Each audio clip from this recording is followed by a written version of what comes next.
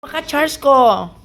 Paano ako nito papayat kung ganito lagi ang pagkain sa harapan ko? Ha? Marami para ako pakturi ng tinapay nito. Ito pa may pandesal pa ako galing Adelaide.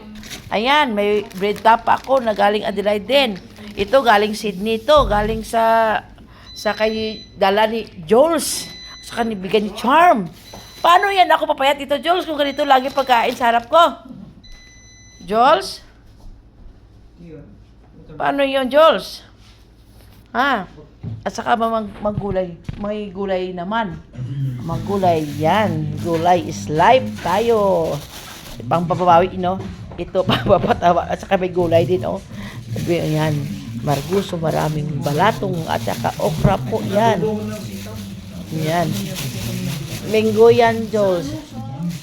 Ayan po. Paano ako nito papayat? Ha? Salamat, Lord, sa blessings. Thank you, Lord.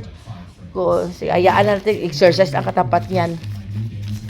Ayan po, kain po tayo. Ayan.